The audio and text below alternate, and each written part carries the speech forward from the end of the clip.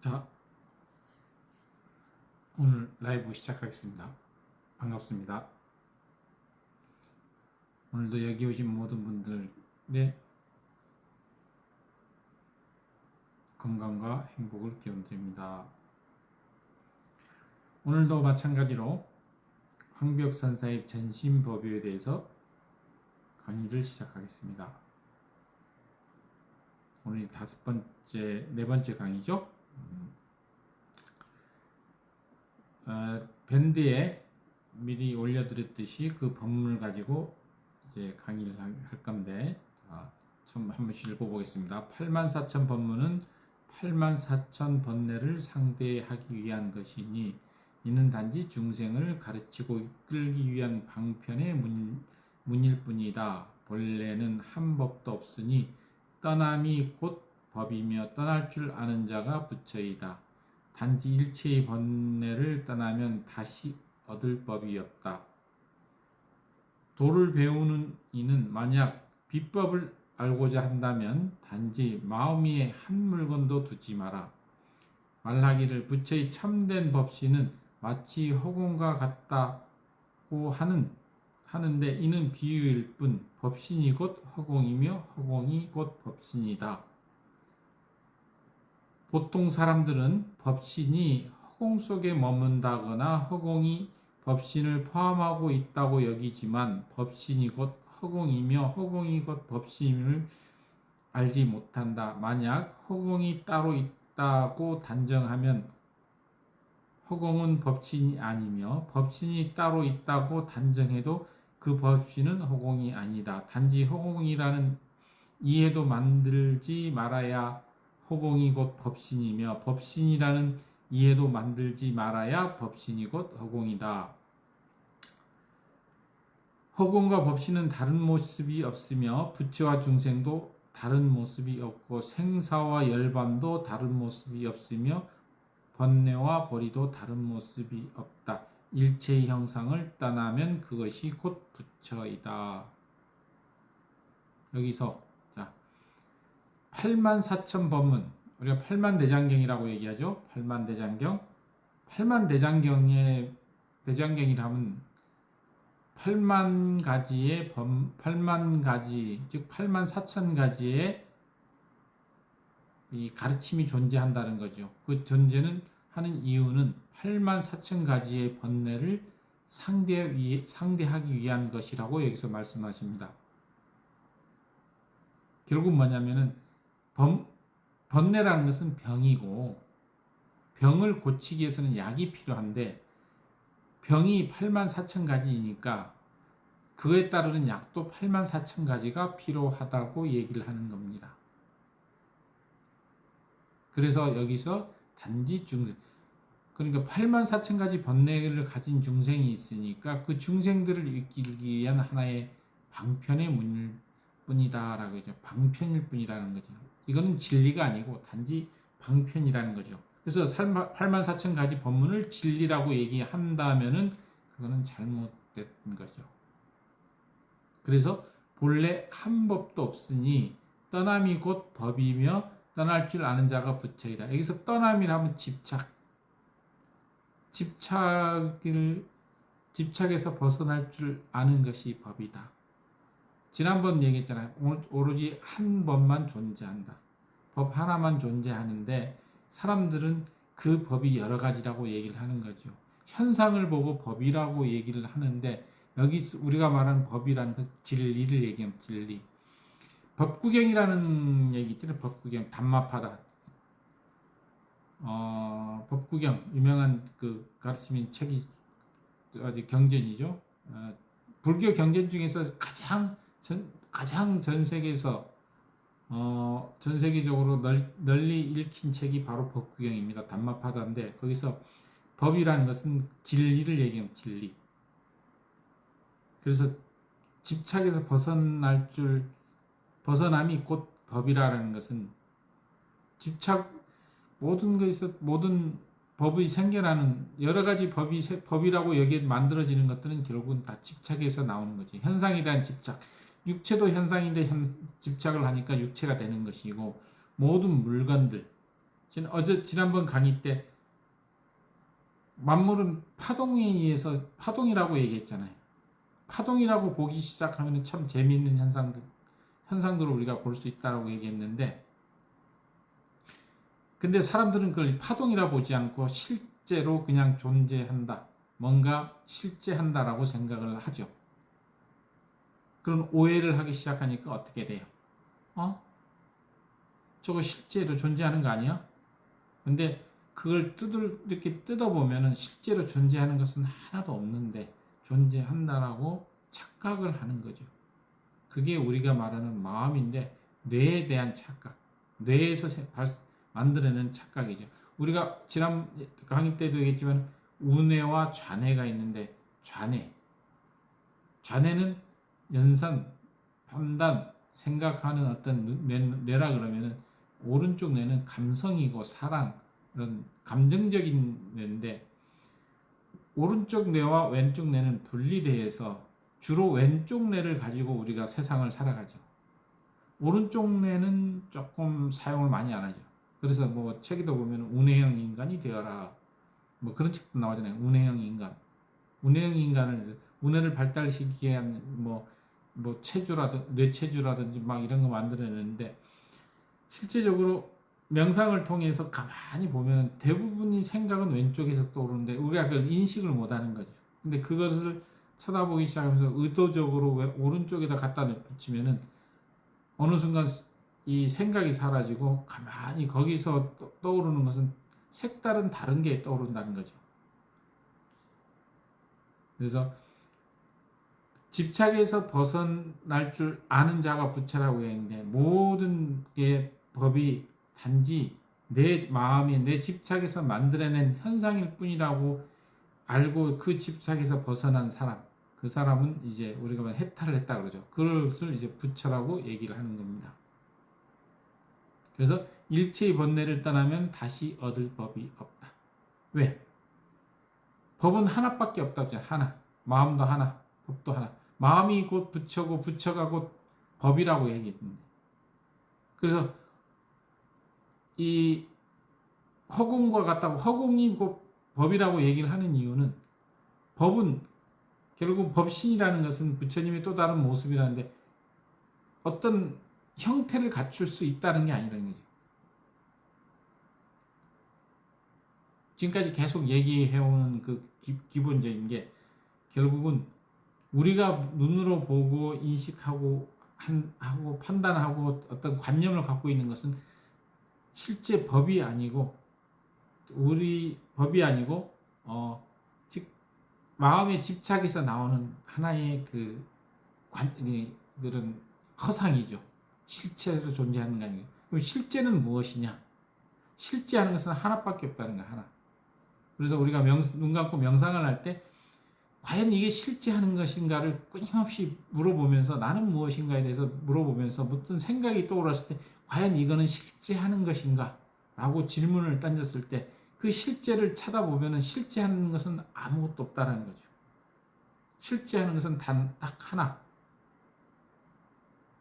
그것 말로 표현할 수 있는 게 아니죠. 말로 표현할 수 없죠.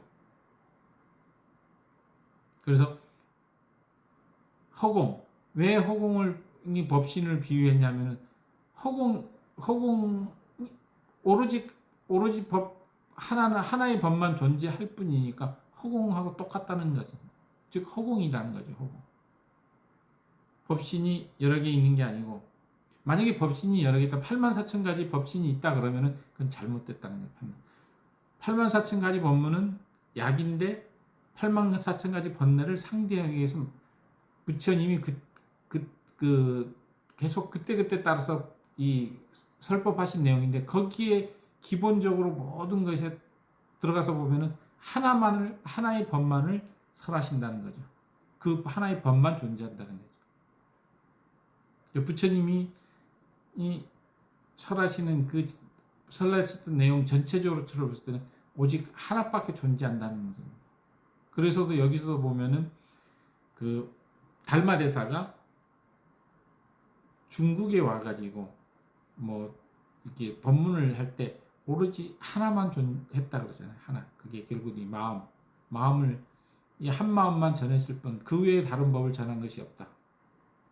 그래서 이 법이라는 단어를 여러 가지 때문에 상당히 오해를 많이 하는데 그냥 쉽게 얘기해서 법이라는 것은 얘기하면은 그냥 진리인데 우리가 눈에 보이는 모든 현상들을 불교에서는 법이라고도 얘기를 합니다.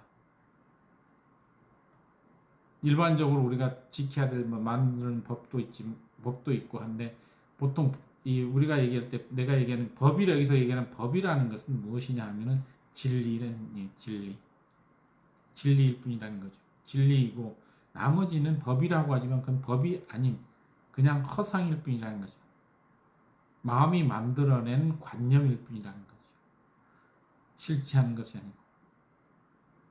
끊임없이 우리가 계속 이 똑같은 얘기를 반복한다는 얘기는 무엇이냐면 그게 그만큼 중요하고 사람들이 그걸 이해를 못하기 때문에 계속적으로 이해를 시키기 위해서 계속 얘기를 꺼내는 겁니다.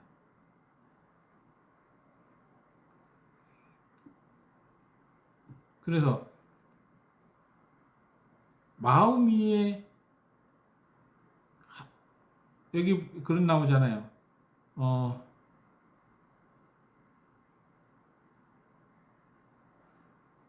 호공이라는 얘기가 부처에서 마음 위에 어떤 한 마음 위에 아무것도 두지 않는 것 우리가 여기서 보면은 단지 마음 위에 한 물건도 두지 말라기를 부처의 참된 법신은 마치 호공과 같다라고 하시는데 여기서 한 물건도 두지 말라는 얘기는 무슨 얘기냐면 우리가 보통 마음에는 여러 가지 것들 막 갖다 놓거든요. 마음속에 뭐 지식도 쌓아놓고 욕심, 계획, 불안 여러 가지 것들로 가득 채우는데 이런 것도 채워놓지 말라는 뜻이라는 얘기예요. 마음 위에 아무것도 두지 말라는 얘기가 무슨 의미인가에 대해서 잘 모르는데 그거는 뭐냐면 내 마음속에 온갖 잡다한 쓰레기로 다 집어넣는다는 거죠. 어찌 보면 내가 얘기하는 게 쓰레기일 수도 있어요. 그런 얘기 오쇼 라제니 씨도 뭐라고 하냐면은 제발 네 마음에 쓰레기를 쌓아놓지 마라. 그 수많은 책들을 읽고 수많은 영성 저작을 읽고 뒤에 보면 책들이 엄청 나오는데 이 책에서 나오는 지식들을 막 쌓아서 집어넣는데 그건 다 쓰레기에 불과하다는 거죠. 그게 왜? 결국 마음에 뭘 둔다는 거예요. 마음만 그 한 마음만 존재한다는 것만 알고 있으면 되는데 잡다한 것을 계속 집어넣는다는 거예요. 그래서 한 마음을 찾으려고 수행을 하는 게 아니고 한 마음이 뭔지도 모르고 뭐냐 이런 게 허공이라고 얘기를 하니까 허공 이게 완전 뭔가 잘못되고 있다라고 생각을 하는데 사람들이 그래서 그것을 두려워해서 뭘 한다 그랬죠?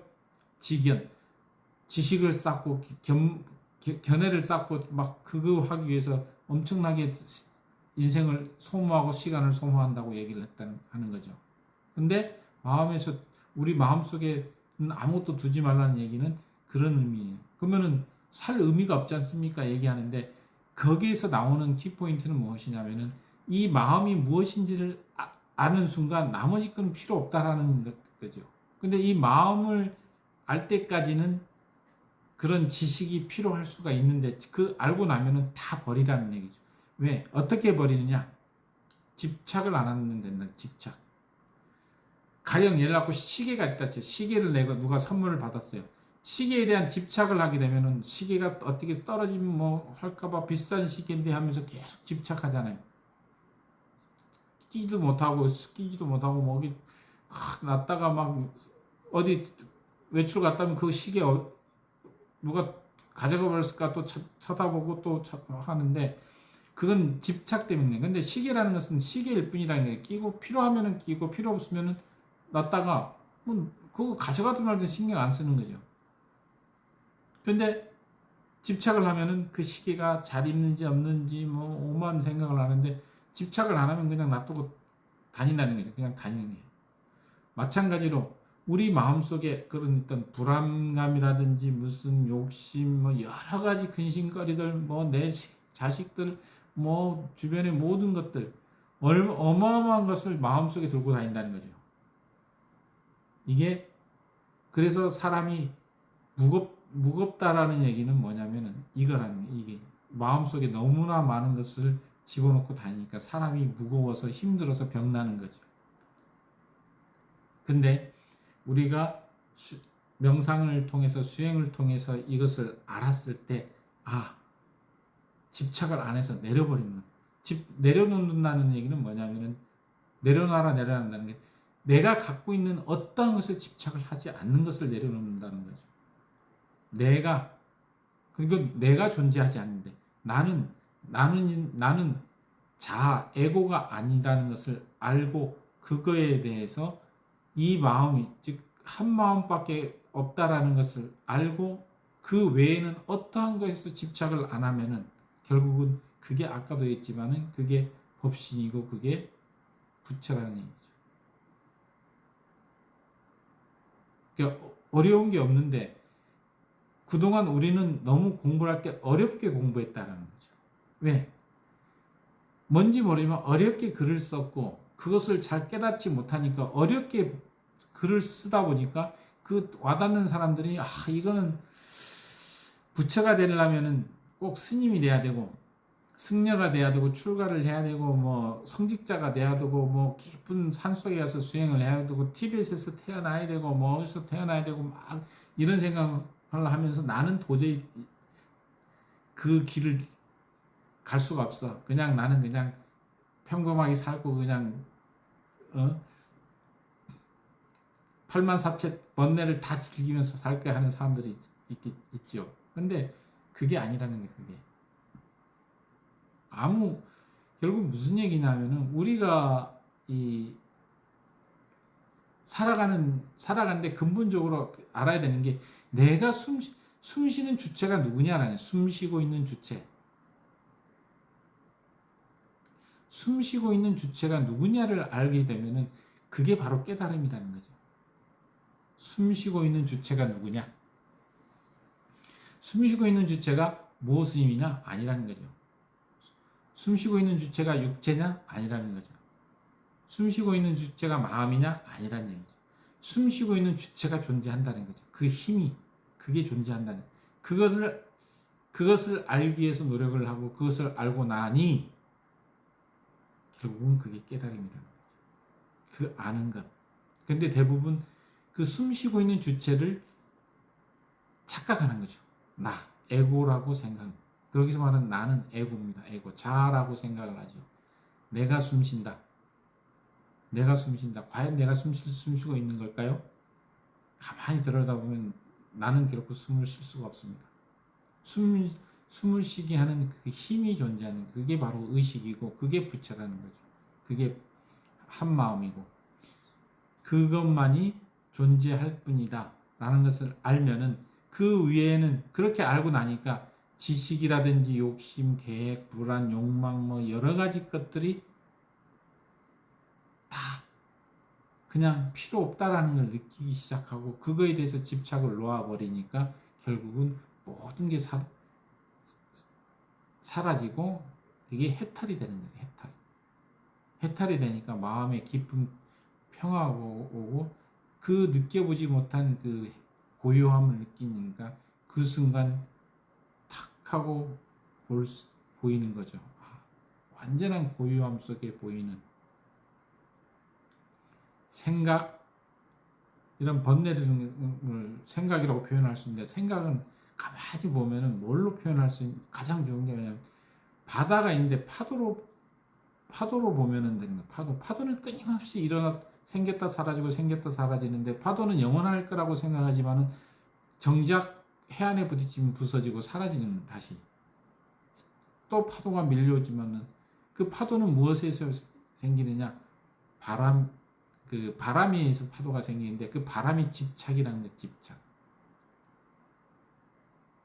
하늘에 생기는 구름 마찬가지고. 그게 이렇게 표현을 할 때 가장 좋은 게 그건데 구름도 끊임없이 생겼다 사라지고 생겼다 사라지고를 반복하잖아요. 영원한 건 아니다는 거죠. 근데 그게 뭐냐? 그 생각이라는 파도가 뭐냐? 파도는 바다를 가려. 파도가 있는 날 이렇게 바다에서 가서 보면은 사람들 보고 뭐가 보이냐면 파도만 보인다 그러거든요. 바다 보인다고 하는 사람이 거의 없어요.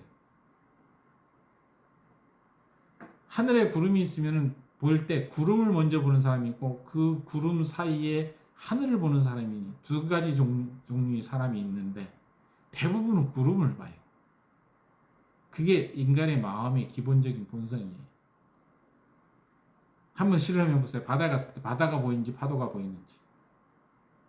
또 하늘을 한번 쳐다봤을 때 구름을 먼저 보고 있는지 파란 하늘을 먼저 보고 있는지.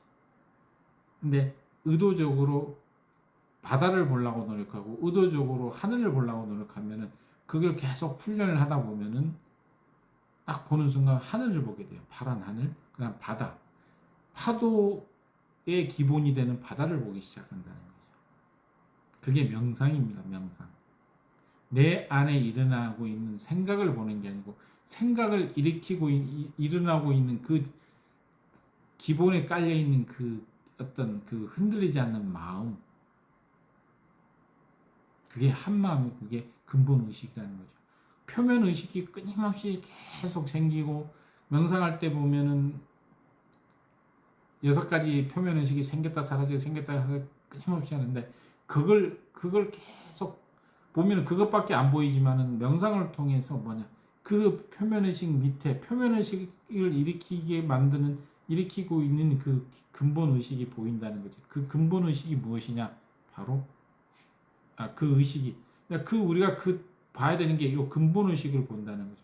근본 의식은 그저 고요한 상태, 아주 고요하고 평화로운 상태죠. 이것을 계속적으로 보기 시작하고 거기에 머물러 있으면은 그게 바로 깨달음의 영역에 이른다는 거죠. 그 순간 거기서 계속 머물렀을 때 여러 가지 내가 지금까지 경험해보지 못한 행복이라든지 기쁨, 어떻게 말로 표현할 수 없는 것들이 일어나게 돼요. 그러면서 내가 그 순간 내가 무엇인가를 물어봤을 때 대답을 해주죠. 이게 니다. 이게 니였다는 거죠. 그것은 결코 생기지도 않았고 사라지지도 않고 항상 존재였다. 항상 나와 같이. 언제? 나라는 것은 육체가 아니라는 거예요. 육체. 시간 어떻게 말로 표현할 수 없는 아주 오랜 시간 동안 그 수많은 시간 동안 몇억 년, 몇십억 년 그 기간 동안 내하고 그게 존재해 왔다라는 거죠. 그 존재. 그걸로서 존재해 왔는데 우리는 그걸 모르고 눈에 보이는 이 육체의 몸을 갖고 태어났을 때 육체와 생각이 나라고 하면서 살아가는 거죠.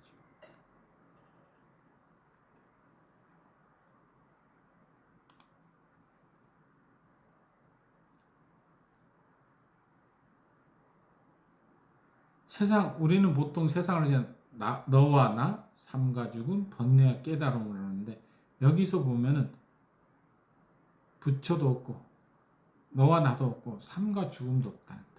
아까 그런 경지에 지면 번뇌도 없고 깨달음도 없다라는 오로지 그 하나만 존재한다는 거죠.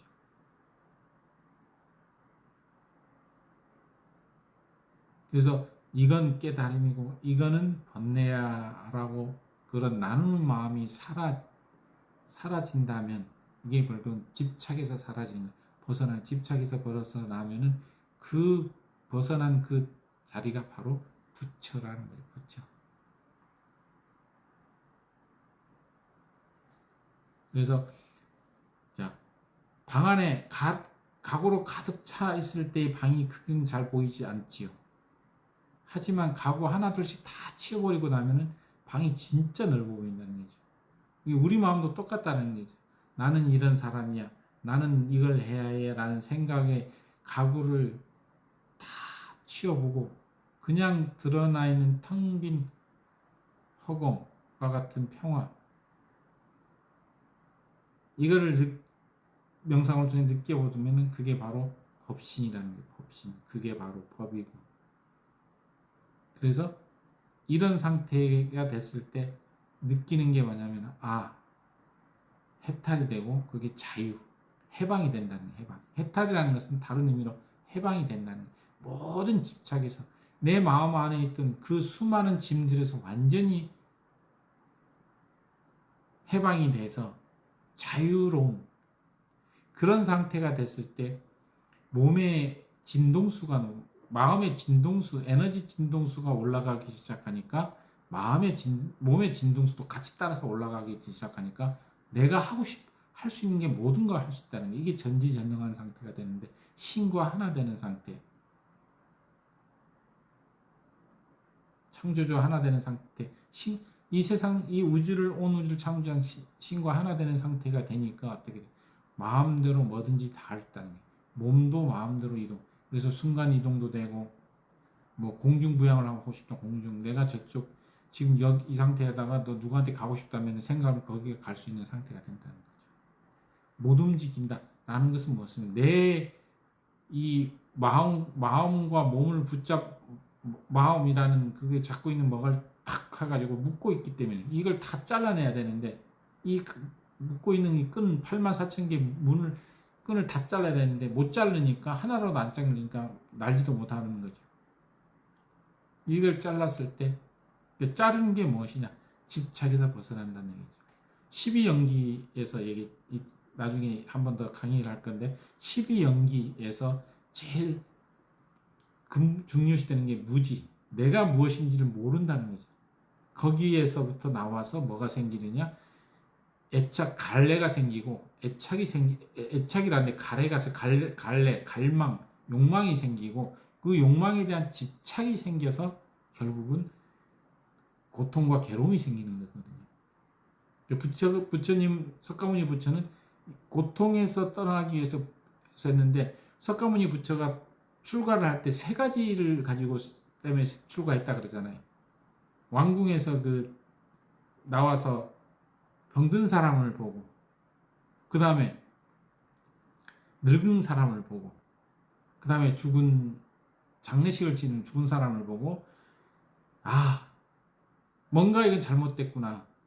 내가 뭔가 잘못됐구나 생각하고 늙지도 않고 늙지도 않고 병들지도 않고 죽지도 않는 그 경지가 분명히 있을 거다라고 생각을 하고 과감하게 도망간 거죠. 쉽게 말해서 도망간 겁니다. 가정을 다 버리고 도망을 가서 이제 수행일로 접어들었는데 그 세 가지. 근데 그런 아까도 얘기했지만 근본적인 의식과 하나가 되고 신과의 하나가 되는 상태, 즉 부처의 경지 한마음이 그 경지에서 딱 이르렀을 때는 이게 모든 게 없어진다는 거죠. 생로병사가 사라진다는 거죠. 왜? 내가 누군지를 알았기 때문에. 내가 누군지를 아니까 어떻게 돼? 그 무지가 사라졌기 때문에 그걸로 인해서 12연기가 다 사라져 버리는 거예요. 이걸 역관이라고 얘기를 하는데 가장 근본적인 게 있는데 욕망이 잘못된 게 아니고 욕에 대한 집착을 하기 때문에 잘못되는 거죠. 그래서 그 다음에 예를 가지고 욕망이 있는데 이 욕망에 대한 집착이 없어지면은 더 이상의 고통과 괴로움은 생기지 않는데 욕망의 다음에 욕망에 의존해서 집착이 생기니까 어떻게 그 다음이 형성이 돼서 고통과 괴로움으로 간다는 거죠. 그래서 집착에서 벗어난다는 얘기는 12연기법에서 생겨나는 순서에서 하나를 빼버린다. 중간의 것을 가장 빼버리니까 그 나머지가 아니다는 거예요. 생로병사가 생기지도 않고 죽음도 없고 아무것도 안 생긴다는 거죠. 그래서 어떤 스님들은 이 부분을 상당히 강조하는 부분이 있어요. 집착. 오시오 라지니 씨도 이걸 상당히 강조했어요. 무지 쪽보다는 집착에서 벗어나는 쪽. 무지를 보려니까 내가 누군지를 보려니까 너무 어려우니까 뭘 하냐? 더 중간으로 가서 가장 중요히 되는 집착을 뽑아버리라는 집착. 집착을 뽑는 게 우리가 보통 우리나라 사람들 많이 했잖아. 내려놓으라. 야 내려놔. 뭐라 그러면 힘들어하면은 야 제발 내려놔. 근데 그 내려놓는 게 그렇게 쉬운 건 아니거든요. 여기 있는 분들 쉽다고 생각하십니까? 그게 진짜 어려운 거예요. 왜? 이게 육체가 나라고 생각하고 지금 내가 생각하는 게 나라고 생각하는 자 마음이 내라고 생각하니까 그러는 거예요. 생각과 생각하는 자는 틀릴 수가 없어요. 같은 건데 사람들은 다르다고 생각하죠. 예를 들어 가지고 여기 생각하면서 누군가를 생각하면은 그 생각은 누구이고 나는 나라 이게 분리됐다고 생각해요. 대부분 아마 다 그럴 거예요. 내가 생각을 할 때 예를 가지고 내 친구를 생각하면 생각은 친구고 나는 아니라고 생각해요. 그래서 생각과 나는 분리됐다고 생각하는데 같은 거예요. 왜? 내가 생각을 만들었기 때문에. 그래서 생각은 생각일 뿐이지 생각이 그 사람은 아니라는 얘기. 근데 대부분 그 사람이라 생각하거든요. 그 사람하고 어저께 싸웠으니까 기분 나쁘니까 그 사람이 생각하니까 욕을 한단 말이에요. 막 욕하면서 죽일 놈 살릴 놈 뭐하고 막 하면서 내가 그렇게 잘해줬는데 그럴 수 있니? 막 하면서 막 분을 못 잡고 하는데 실제적으로 그거는 아주 어리석으니 그 사람은 아무런 그걸 안 봤는데 오로지 자기 자신을 두고 하고 있는 거 자기 자신을 두고 욕을 하고 오만 생각을 다 하고 있는 거예요. 그래서 조심해야 돼요. 항상 명상을 해야 되는 이유가 뭐예요? 명상을 하면서 생각과 생각이 일어났을 때 이거는 생각하는 자와 생각과 같다라고 계속 보기 시작하면 어느 순간 생각이 사라져요. 그리고 더 이상 생각에 대한 집착을 안 일으킨다고. 생각에 대한 집착을 일으키면 그렇게 진행이 돼요. 그래서 옛날에 영어 책 중에 유명한 책이 있었죠. 꼬리에 꼬리를 무는 영어. 이제 꼬리에 꼬리를 무는 생각이 되는 거예요. 생각은 항상 꼬리에 꼬리를 물고 계속 발전해요. 근데 그걸 탁 중간에서 한번 잘라주면 그 다음부터 생각이 사라지거든요. 그래서 명상을 우리가 해야 되는 이유 중에 하나는 그거예요. 생각이 연속적으로 일어나는 부분을 하나를 톡 빼버리는 거예요. 그러면 나머지는 생각이 안 들어요. 그러니까 그거를 계속 하다 보면은 처음에는 생각이 일어나고 나서 한참 생각이 끝났을 때 내가 생각했구나를 아는 단계. 이게 세 번째, 가장 쉬운 단계고 두 번째 명상을 계속 하다 보면 생각이 일어난 중간에 알아차려요. 생각을 하고 있었구나. 이게 두 번째 단계. 세 번째 단계는 생각이 탁 일어나는 순간 알아차리기 시작해요. 계속 마음을 지켜보면은 생각이 딱 일어나고 있구나라는 걸 알아차려요. 그리고 그 생각이 어떤 마음에서 일어났다는 게 보여요. 보인다는 것은 느낀다는 거죠. 내가 즐거운 마음에서 생겼구나. 이거는 어떤 분노의 마음에서 생겼구나. 이런 게 확실히 보이기 시작해요. 그럼 어떻게 돼요? 그것을 탁 지켜보는 순간 사라져요. 생각은 지켜보면 사라지는 거죠. 왜? 이 마음은 자기를 지켜보고 있다 그러면 도망가요. 도망간다. 절대로 마음은 내가 명상하면서 눈을 감고 그 마음을 지켜보고 있으면 마음은 도망가게 돼 있어요. 어디로 도망가느냐?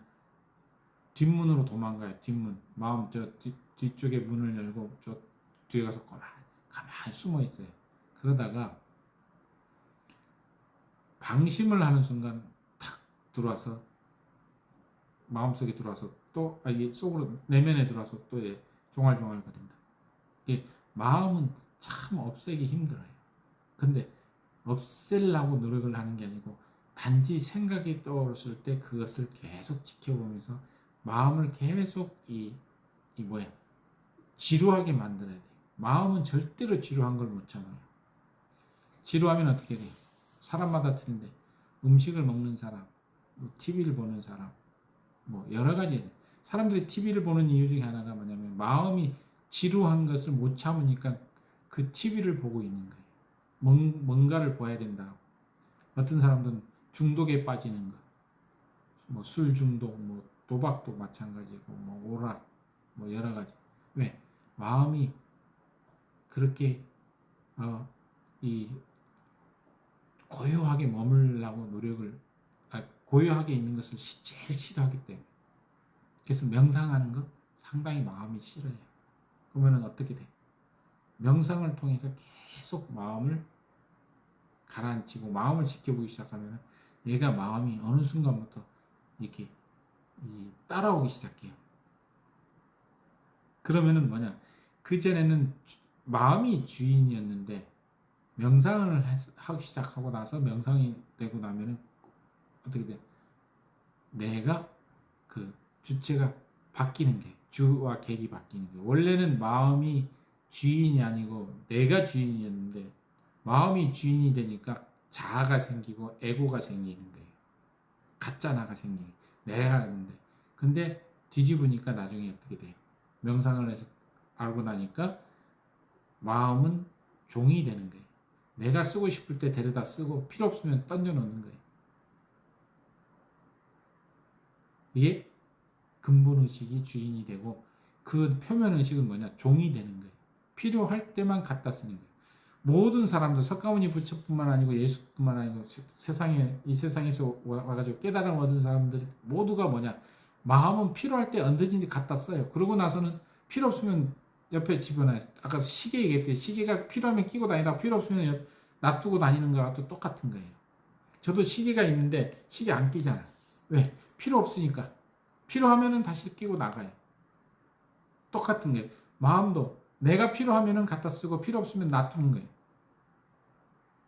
그게 주종 관계를 완전히 확실하게 만드는 거죠. 그게 명상이에요. 그 명상을 하면 좋은 게 내가 내 마음을 마음대로 한다는 거예요. 그래서 법구경이 뭐라고 얘기했느냐? 부처님께서 우주를 정복한 자보다 자신의 마음을 정복한 자가 더 위대하다고 얘기해요. 그만큼 마음을 정복하는 게 그렇게 힘들다. 나 역시도 지금 한참 계속 공부를 하지만은 어떨 때는 마음이 나를 완전 휘감고 돌아다니는 게 느껴져요. 그게 뭐냐? 아직은 마음을 완벽하게 정복하지 못했다는 증거예요. 정복하려고 노력을 하고 있지만은 안 된다는. 그게 그만큼 힘들다라는 거죠. 그래서 마음을 정복을 하면은 생로병사가 사라지는 거예요. 생로병사. 생로병사가 사라진다. 그게 얼마나 위대한, 얼마나 큰 발견이고, 그게 얘기하면은 이게 쉽게 말해서 신비스러운 일이고, 뭐, 매직이라는 게 이제 마술 같은 어떤 그런 마법이라고 표현을 하는데, 그게 아니고, 우리는 원래 생로병사가 없는 그 의식 속에서 존재하는데, 생로병사가 있다고 착각을 하고 살아가니까 생로병사가 돼버리는 거예요. 생로병사가 없는 지가서 더 이상 생로병사가 없다 그러면 늙음도 다 모든 게 수독돼요. 내가 원하는 나이로 변하는 거예요. 그래서 그 이번에 책 하나 번역해서 올려보냈죠. 초인이 삶과 가르침을 찾아서 거기에 보면은 그런 얘기 나오잖아요. 600살, 1000살, 2000살 막 그런 오래된 사람들. 그 사람들은 그게 되는 거예요. 그런 경지에 가니까 마음이 주인이 아니고 내가 주인이 되는 거예요. 그러니까 어떻게 돼? 마음대로 할 수 있고 하니까 생로병사가 수독돼 버린 거예요. 그리고 생로병사가 수독됐는데 내가 원하는 나이 35으로 보이고 싶으면 35으로 보이는 거예요. 마흔으로 보이면 마흔, 60으로 60. 마음대로 내 육체는 마음대로 할 수 있는, 육체는 마음에 의존하기 때문에 마음대로 할 수 있는 거예요. 이해가 되십니까? 자, 그래서 아까도 얘기했지만은 마음속에 무언가를 계속 채우려 하지 말고 자꾸 버리는 연습을 해요. 그게 버리려고 하니까 뭘 해야 되냐? 명상을 하라는 거예요. 이 오늘 이 강의를 이게 네 분이 들어오셨는데 다른 사람들이 더 볼지 안 볼지 모르겠지만은 계속 비워내다 보면은 비워낸다는 게 뭐지만은 자기 안에 집착, 모든 것에 집착해서 완전히 했을 때 그때 하고 뭔지 모르지만 내면에서 그 시원함, 지금까지 느껴보지 못한 그 시원함을 느낄 수 있어요. 그 시원함이라는 것은 육체가 느끼는 느낌이 시원함이 아니고 말로 표현할 수 없는 그 아주 시원함, 뭔가 확 뚫렸고 완전 막혔던 게 다 뚫렸고 그냥 그 비 오다가 하늘이 맑게 개고 구름이 싹 다 깨고 완전히 그 맑은 하늘, 그런 또 명경지수 같은 그런 게 보인 상태가 된다는 게 내 마음, 완전한 그 어떤 이렇게 말로 표현할 수 없는 그 시원함을 느낄 수 있다. 그래서 항상 그것을 집착해서 벗어나려고 노력을 해봐야 된다는 거죠. 그 다음에 오늘 다 못하겠지만 일단 범부는 경계를 취하고, 경계라는 것은 대상입니다. 돌을 닦는 이는 마음을 취한다. 그러나 마음과 경계를 모두 잇는 것이 참된 법이다. 경계를 잇기는 오히려 쉬우나 마음을 잇기는 지극히 어렵다. 사람이 감히 마음을 잇지 못하는 것은 텅 빈 곳에 떨어져 붙잡을 곳이 없을까 두려워하기 때문이다. 그러나 그 허공은 본래 빈 것이 아니라 오직 참된 법계일 뿐임을 알지 못한다. 이 신령스러운 깨달음의 성품은 시작도 없는 옛적부터 허공과 더불어 수명이 같아서 일찍이 생겨난 적도 멸한 적도 없으며 있었던 적도 없고 없었던 적도 없으며 더러운 적도 깨끗한 적도 없으며 시끄러운 적도 고요한 적도 없으며 젊은 적도 늙은 적도 없다. 방이나 장소도 없고 안팎도 없으며 수량도 없고 형상도 없으며 색깔도 없고 음성도 없다. 찾을 수도 없고 구할 수도 없으며 지혜로 알 수도 없고 언어로 취할 수도 없으며 경계로 만날 수도 없고 공력을 들여 도달할 수도 없다. 모든 부처와 보살 그리고 꿈틀거리는 일체 중생이 똑같이 이 커다란 열반이 성품을 지니고 있다. 성품이 곧 마음이며 마음이 곧 부처고 부처가 곧 법이다.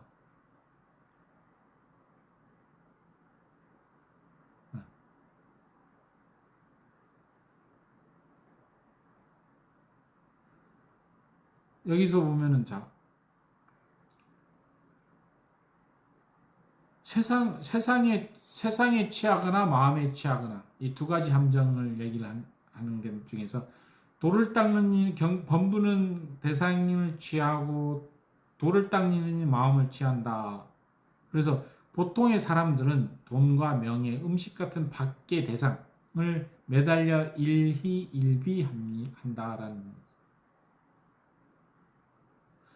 그 대신 수행자는 밖의 것은 비웠지만 대신 내 마음, 내 평화, 내 깨달음이라는 안의 생각에 붙잡혀 산다는 거죠.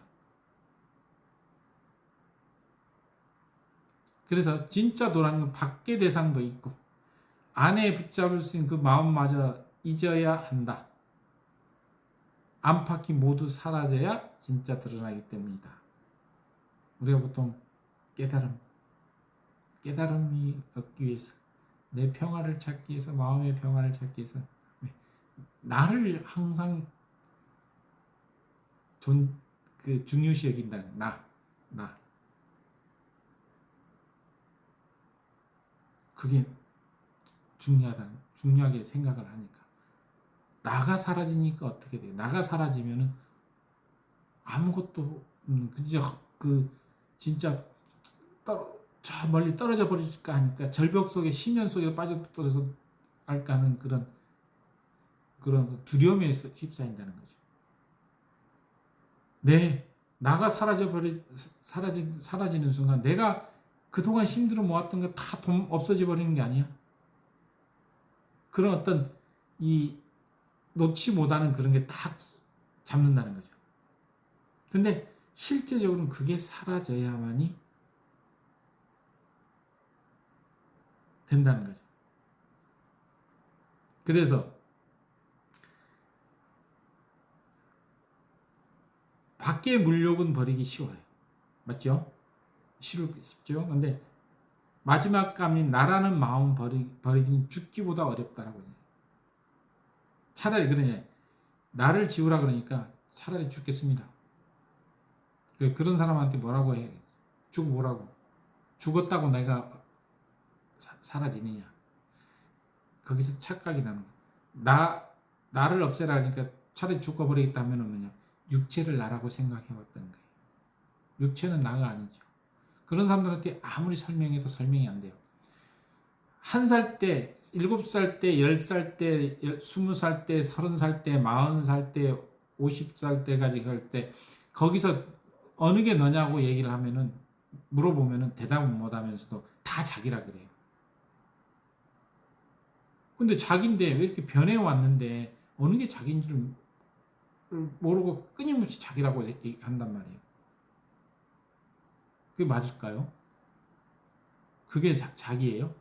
1살 때도 자기 내고 10살 때도 내고 20살 때도 내고 30살 때도 내고 40살 때도 내고 50살 때도 내고 그럼 어느 게 진짜 나란 얘기예요? 나는 없어요. 거기서 얘기할 때 결국 뭐냐면 이게 공이라는 거잖아요.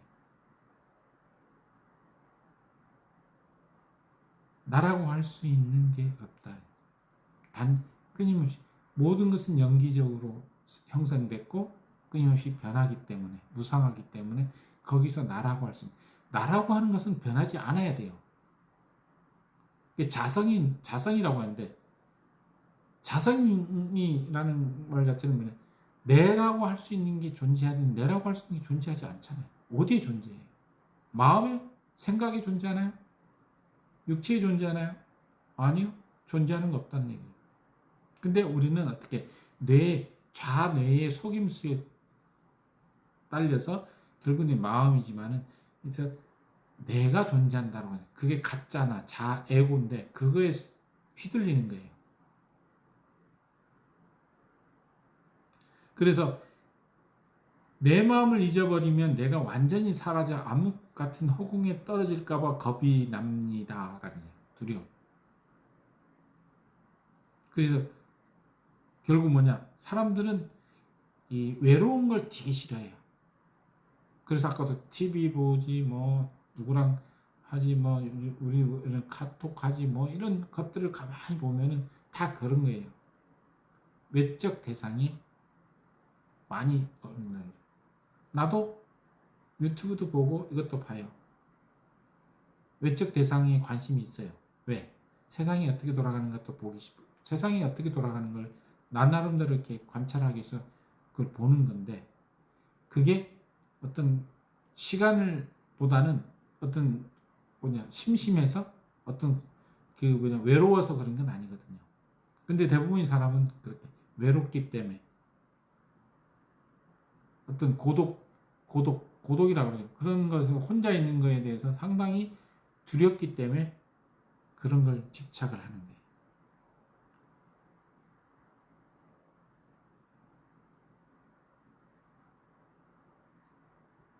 그래서 여기서 텅 빈 것 같은 허공은 무서운 구멍이 아니라 우주의 유일하고 참된 진리인 일진법계 그 자체라고 말을 하고 있죠. 선사께서는. 밧줄을 놓아버리니 낭떠러지가 아니라 원래 내 집 안방이었다는 사실을 알게 된다는 거죠. 그 허공에 매달려서 허공이라고 해서 허공을 버리면 허공 속에서 모든 걸 다 놓아버리면 떨어져 가지고 죽지 않을까. 죽음에 대한 두려움, 공포 이런 것이 존재를 하고 야 내가 어떻게 되지 않을까 이렇게 하면 살 수가 없는데라고 생각을 했는데 사실 그것을 탁 에라 모르겠다 한번 나와보자 딱 나왔을 때 그 편안함 모든 걸 다 나와버렸습니다. 근데 죽지도 않고 너무 편안해지는 거죠. 뭐지? 이게 뭐지? 분명히 사라져야 되는데 안 사라지고 오히려 더 행복하고 더 내가 누구였다라는 걸 그 순간 딱 느끼면서 내가 아, 이게 뭐지? 생각하는 대로 모든 게 다 이루어지고 그런 이런 완전한 깨달음의 상태 돼가지고 죽지도 않는 불멸의 존재였다라는 것을 알게 되는 거죠. 근데 그 놓기 전까지는 모른다는 거죠. 지난번 한번 얘기했잖아요. 어떤 사람이 깨달음을 얻기 위해서 세상을 돌아다니는데 누군가 어느 절에 가면은 그 심연인데 거기에 가면은 깨달음 발견할 수 있다 해서 왔는데 주지 보고 저기 보면은 큰 그 심연이 구덩이 있는데 거기에 가면 깨달음을 수 있다고 해서 왔습니다 하니까 그래 가보시오 한번 보라 했더니 딱 보니까 겁이 나는 게 심연 속으로 들어가야 되는데 떨어져야 되는데 내려가야 되는데 겁이 나서 뒤죽음치니까 주지가 그랬잖아요. 당신도 똑같은 사람이구만. 거기에 빠져보지 않으면 깨달음을 얻을 수 없습니다라고 딱 했는데 그게 뭐냐? 심연에 떨어진다는 건 자기의 모든 걸 다 버린다는 거죠. 다시 태어난다, 거듭난다, 성경에서 거듭난다, 다시 태어난다는 그런 의미죠. 내를 다 내놓고 벗어나서 떨어졌을 때 거기에 깨달음이 존재한다는 거죠. 근데 나를 버리지 못한다는 것은 거기서 나라는 건 뭐냐? 자아, 에고, 가짜나 이걸 버리지 못하면 결국 깨달음을 이룰 수 없다는 거죠. 나라는 게 단 0.0001%도 존재해도 그 사람은 깨달았다고 얘기할 수 없는 거죠. 깨달았다고 얘기하는 것은 깨달음 단계에 거의 같구나. 나는 존재하면 안 돼. 내가 존재하면 절대로 안 된다. 전신법에서 계속 강조하는 게 한 마음밖에 없고 한 법밖에 없고 그 부처 하나밖에 없다. 결국 뭐냐? 한 마음이 곧 부처요, 부처가 곧 법이라. 법은 뭐냐? 허공이라는 거예요. 허공. 법 자체는 존재하지 않는다는 게 허공은 그게 그 허공이 법인데 그것밖에는 존재하지 않고 나머지 모든 84,000 법문이라는 것은 아무 의미가 없다라는 거예요. 그건 존재하지 않고 그건 다시 방편일 뿐이고 그냥 약이라는 거죠. 그걸 진리라고 표현할 수 없다는 거죠.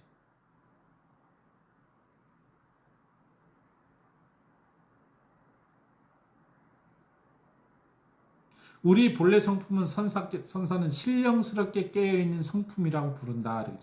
우리가 가지고 있는 이 본래 성품, 본성, 즉 근본 의식은 뭐냐? 신령스럽게 깨어있는 성품이라고 부른다는 거예요. 이것은 태어나기 전부터 있었고 죽은 뒤에도 변함이 없다.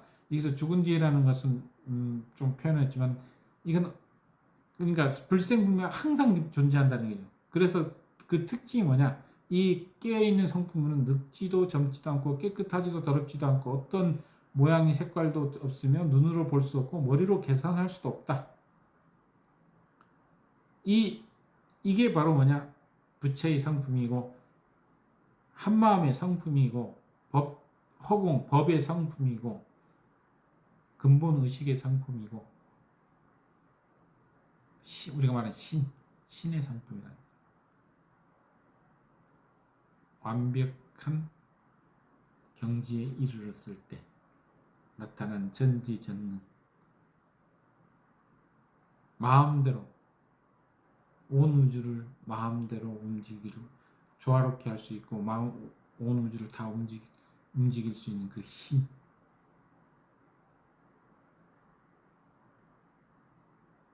근데 이 본성은 모든 만물에 다 존재한다는 거예요.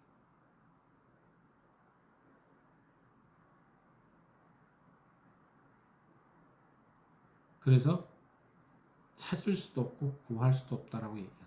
왜?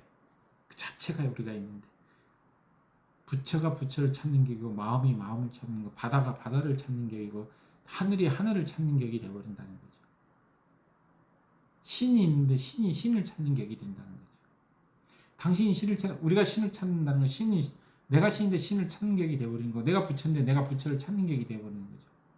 내가 한 마음인데. 근데 그게 어떻게 말로 표현할 수 없는 그건데 그것을 찾으려고 찾아봐야 찾을 수도 없고 구하려 해봐 구할 수도 없다는 거예요. 단지 우리는 뭐냐? 그게 하나라는 것을 알고 느끼면서 그거에 그대로 살아간다는 거죠. 집착에서 벗어나서 내가 잡고 있는 줄을 탁 놓아버리는 거예요.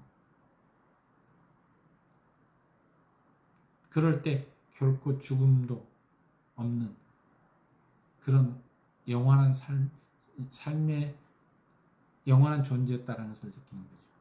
그래서 파동, 온 우주는 파동이다. 파동으로 파동 속에서 그냥 파동은 항상 존재하고, 이 육체에서 하루에 800만 개의 세포가 사라지는데 뭐냐?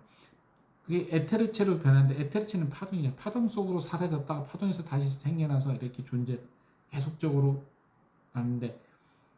변하는데, 이 변하는 것은 파동인데, 이 파동 속에서 내가 파동 자체 같은 것을 알 때는 변함이 멈출 수 있다는 게, 변함이 그냥 흘러가면서 멈출 수 있다는 거죠. 왜? 파동 우리가 지금 파동인지 모르니까 그냥 어떻게 해가지고 이 마음을 먹힌 대로 이렇게 했는데, 파동은 정보이기 때문에 내가 원하는 만큼의 정보가 와서 모여서 하나의 형상을 계속 이룬단 말이에요. 근데 그거를 그 경지에 이르렀을 때, 파동인으로서 완전히 하나가 됐을라는 걸 알고 있을 때 그냥 그대로 존재할 수 있다는 거죠. 그게 신과 하나가 됐다는 거죠. 그 신과 하나가 됐을 때, 그 힘과 하나가 됐을 때, 그 힘으로서 살아갈 수 있다는 거죠.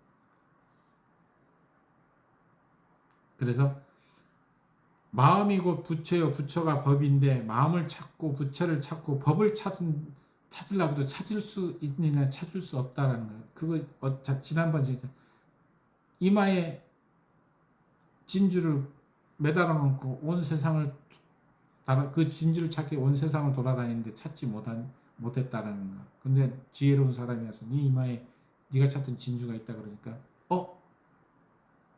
그럼 이 사람이 찾은 진주는 새로운 진주가 아니잖아. 내가 찾던 그 진주라는 거죠. 그게 비유적인 표현이라는 거죠. 내 자체가, 그냥 말로 내 자체가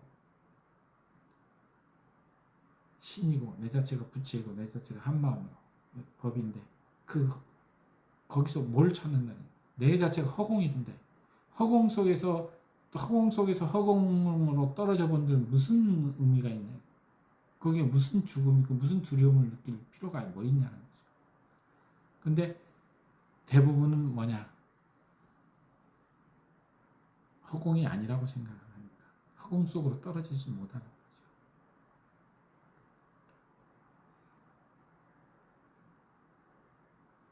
그래서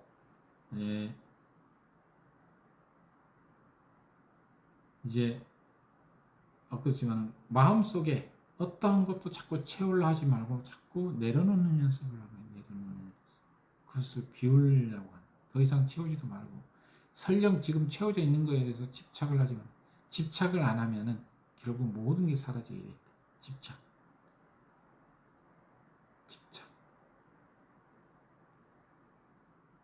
옆에 있는 우리가 보통 하는 사람에 대한 집착, 물건에 대한 집착, 어떤 현상에 대한 집착, 나는 뭘 마셔야 되는 집착, 그 집착들에 대해서 완전히 벗어났을 때 결론적으로